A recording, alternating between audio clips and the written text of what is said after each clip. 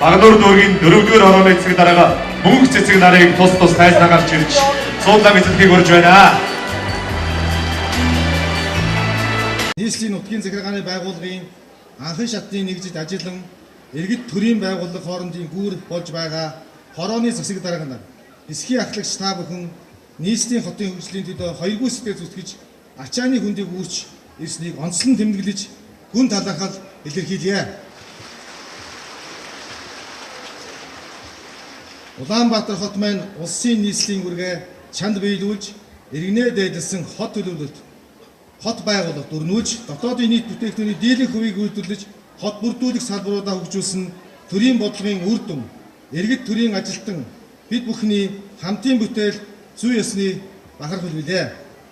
Нийслэлийн иргэдийн төлөөчдийн хурлын 2016 оны ээлжит 3 дугаар хуралдаанаар нийслэлийн засаг дарга бөгөөд Улаанбаатар хотын захирагчийн 2016-аас 2020 онд хэрэгжүүлэх үйл ажиллагааны аз жаргалтай хот хөтөлбөрийг хэлэлцэн баталсан. Уг хөтөлбөрийн хүрээнд нийслэлийн шинэ удирдлага хотыг зөв удирдлоор нь хөгжүүлэх бодлогоо хэрэгжүүлэхэд онцгой анхаарч байна. Энд би нэг санааг онцлон хэлхийг хүсэж байна. Улаанбаатар хотын хөгжлийн асуудлыг илүү өргөн хүрээнд авч үзэн иргэдийн шилжиж хөдөлгөөний урсгалыг зохицуулах, оршин суугчдын тооны механик өсөлтийг сааруулах шаардлага байна. Үүний тулд юуны өмнө хот тосгоныг улсын хэмжээнд хөгжүүлэн хүн амын нутагшил суурьшид бодлогын болон зохион байгуулалтын нөлөө үзүүлэх нь зүйтэй гэж хотын удирдлагууд үзсэн юм а. Энэ үүднээс хотын хөгжил нь Монгол улсын хөгжлийн нэг гарц гэж үзэн хотуудыг улсын хэмжээнд жиг хөгжүүлэх, эрх зүйн орчныг шинжилэн бүрдүүлэхэд нийслэлчүүд түүчээр болж бусдад иш үзүүлэхийг чармааж байна. Нийслэлийн засаг даргын захимжаар байгуулагдсан ажлын хэсэг ажиллаж хотын эрх зүйн шинжилэлд холбогдох 2 хууль, тэдгээрийг дагалдан гаргах 12, нийт 14 хуулийн төслийг боловсруулад байна. Энэ хуулиудыг олон нийт болон хууль тогтоогч нарт хүргэж, ойлгуулж, хамгаалж, батлуулж чадвал хотын тогтолцоо болон менежментийг дэлхийн томоохон хотуудын жишгээр тогтоож, хот нутгийн өөрөө удирдах ёсыг баримтлан биеэ дан хөгжих нөхцөл бүрдэнэ гэж үзэж байна. Улаанбаатар хотын хөгжлийн асуудал хурлын дэргэд байгуулагдсан эрдэмтдийн болон экспертүүдийн санал судалгааг ашиглаж байна. Бид хотын бүтээн байгуулалт тавих анхаарлаа хүчтэй болгохыг зорж байна. Зөвхөн энэ онд улс нийслэлийн төсөв, концесс, хөгжлийн банкны их усүрээр 319 тэрбум, гадаадын дээл тусламжийн их усүрээр 360 орчим тэрбум төгрөгийн төсөл арга хэмжээг хотод хэрэгжүүлнэ. Эдийн засгийн хямралын нөхцөл байгаа гэдгээ бодолцвол энэ нь шамлахаар тоо биш ээ.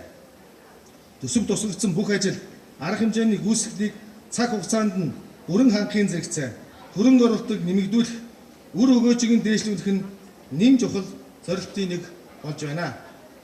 Нийслэлийн хөрөнгө оруулалтын нэг хэсэг нь Улаанбаатар хотын агаар орчны бохирдлыг эхлээд бууруулах, дараагийн шатанд цэвэршүүлэх асуудал чиглэгдэж байна. Хотын нутаг дэвсгэрт өсөлт тогтоох, түүхийн нүүрсний хэрэглээг багасгах, захиргааны болон хийн хэрэглээг нэмэгдүүлэх, агаар бохирдуулагч нэг гол их үүсвэр болж буй автомашины тооны өсөлтийг эдийн засгийн хөшүүргээр зохицуулах, нийтийн тээврийн үйлчилгээг сайжруулах зэрэг олон ажлыг хот хэрэгжүүлж байна. Итгэлцэл дэвнэгэл хариуцлага зөвлөгөөнийг нийслэлийн дөрвөдөд зохион байгуулж, хэрэгжүүлж буй ажил цаашид хэрэгжүүлэх ажил арга хэмжээний талаар зөвлөлдөө. Нийслэлийн гэмтрэгээс урьдчилан сэргийлэх ажлыг зохицуулах зөвлөлийн даргын хувьд тодорхой асуудлыг бас шийдэж байна. Нийслэлийн иргэдийн итгэх санаачлагад суурилсан хяналтыг бий болгож, аюулгүй орчныг бүрдүүлэх, гэмт хэрэг, нийгмийн хэв журмын зөрчлөөс урьдчилан сэргийлэх ажилд иргэдийн оролцоог нэмэгдүүлэх зорилгоор нийслэлийн иргэдийн төлөөчдийн хурлын тэргүүлэгчдээс аюулгүй хот төслийн хүрээнд телекамер, гэмт хэргийн хяналтын цогц систем, эргүүл хөтөлбөрүүдийг баталж хэрэгжүүлж эхлээд байна. Мөн хэв журмын урамшуулт эргүүл ажилуулах журмыг баталж, үүний дагуу 2500 ажлын байр шинээр бий боллоо. Хүүхдийг зам тээврийн ослоос урьдчилан сэргийлэх аяныг 2 сарын хугацаатаа зохион байгуулж байна. Аяны хүрээнд явган зорчигчийг зам өндлөн гарахт нь зам тавьж өгөх, дуу тохиогоор зочоохгүй байх, замын хөдөлгөөний сахилга, соёлыг дээшлүүлэх тал дээр анхаарч үе шаттайгаар тодорхой ажлуудыг хийхээр төлөвлөд байна. Өнгөрсөн хугацаанд нийслэлийн хороодыг бэхжүүлэх, нэгдсэн зохицол байртай болгох, техник хэрэгслээр хангах, хороонд ажиллаж буй ажилтнуудыг чадваржуулах зэрэг арга хэмжээ авч хороо хөтөлбөрийг хэрэгжүүлж, иргэдэд үйлчлэх төрийн үйлчлэгийн чанар хүртээмжийг сайжруулан ажиллаа. Өнөөдөр нийслэлийн хэмжээнд 152 хороонд 1480 гаруй хэсгийн ахлагч ажиллаж байна. Энэ бол их хүч боломж гэж бодож байна. Нийслэл хотын догчид ногоон байгууламжийг нэмэгдүүлэх, төрийн үйлчилгээг иргэдэд хүргэх, иргэдийн оролцоо, эрэлт, саналыг нийслэл дүүргийн бодлого шийдвэрт тусгуулахад анхан шатны нэгжид ажиллаж буй та бүхний санаачлаг, үүрэг оролцоо ихээхэн чухал юм аа. Улаанбаатар хотын иргэдийг хоггүй, цэвэр орчинд амьдруулах, замын халтаргаа гулгаанаас сэргийлэх, зам талбай гудамжийг гэрэлтүүлэх зэрэг уламжлалт ажлууд төдийгүй хотоо хөгжүүлэх ажилд та бидний хамтын хүч чармаалт хамгийн чухлаа.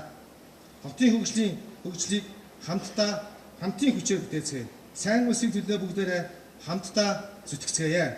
Анхаарал тавьсан баярлалаа. Манай нийслэл Улаанбаатар хотын маань сая 360 мянган иргэдтэй хамгийн ойр ажилдаг манай хорооны засаг дарга хэсгийн ажилтан та бүхэнтэйгээ өнөөдөр засгийн газрын гишүүдийн хамт нийслэлийн удирдлагууд уулзж байгаадаа маш их баяртай байна. Тэгээ та бүхэндээ ажлын амжилт сайн сайхан бүхнийг хүсье өрөөё. Тэгээ би та бүхэндээ нийслэл хотын хөгжлийн чиг хандлагын талаар товчхон хэдэн зүйлийг хэлье гэж бодож байна. Яагаад гэвэл та бүхэн маань энэ нийслэлийн иргэдийн төлөөлөлтөй хурлаас баталсан нийслэлийн засаг даргын мөрийн хөтөлбөрийг хэрэгжүүлэх хамгийн анхан шатанд ажиллаж байгаа ийм улсууд аа. Тийм учраас энэ нийслэлийн удирдлагын зүгээс тавьж байгаа зорилт нь одоо юу юм бэ?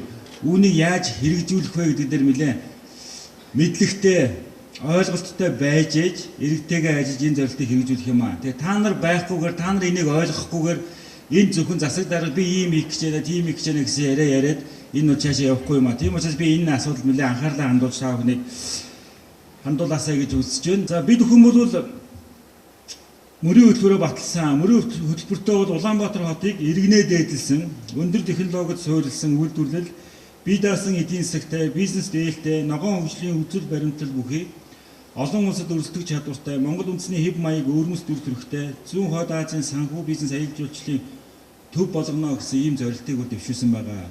Энэ зорилтуудын эхний арга хэмжээнүүдийг 2017 онд, 18 онд, 19 онд хэрэгжүүлж 2020 он гэхэд энэ зорилт хангагдсан байхаар бүх үйл ажиллагаа төлөвлөн ажиллаж байгаамаа. За иргэдийн сонсож тэднийхээ өмнө тулгымцсан асуудлыг шийдвэрлэхийн төлөө ажиллаж байна.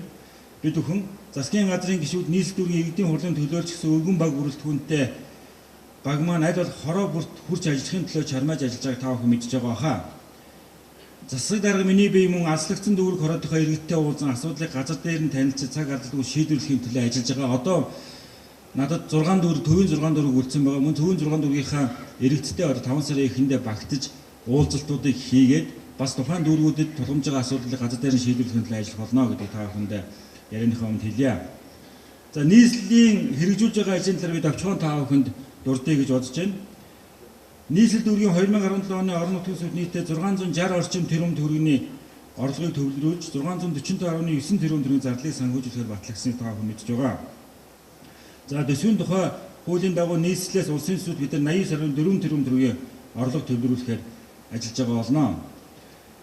За бид бүхэн энэ онд нийслэлийн эрх зүйн байдлыг тодорхой болгох, үр нөлөөтэй, хүртээмжтэй хотын засаглалыг бэхжүүлэх, нийслэлээс үзүүлж байгаа төрийн үйлчилгээний чанар хүртээмжийг дээшлүүлэх, шийдвэр гаргах ажиллагаанд иргэд олон нийтийн оролцоог нэмэгдүүлэх зорилгоор 2017 оныг иргэдийн оролцоотой эрх зүйн жил, шинэтгэлийн жил болсон зарсныг та бүхэн мэдж байгаа. Энэ жилийн хүрээнд бид нар 35 багц ажил хэрэгжүүлэхээр төлөвлөсөн байж байгаа. Үүнд бол 30 гаруй хуулийн төслийг судалж боловсруулан иргэд олон нийтээр хилцүүлээд засгийн газар санд болгон. Тэгээ засгийн газар болон манай Улаанбаатар хотоос сонгогдсон 28 гишүүд маань бидний энэ өргөн барьсан хуулиудыг, санд болгосон хуулиудыг улсын хурлд өргөн барих ажлыг зохион байгуулж хэрэгжүүлнэ. За мөн бид бүхэн нийслэлтэй холбоотой бусад дүрм журмыг боловсронгуй арга ажлыг бол бас энэ жилийнхаа хүрээнд бол хийх юмаа гэдгийг та бүхэнд хэлмээр байна.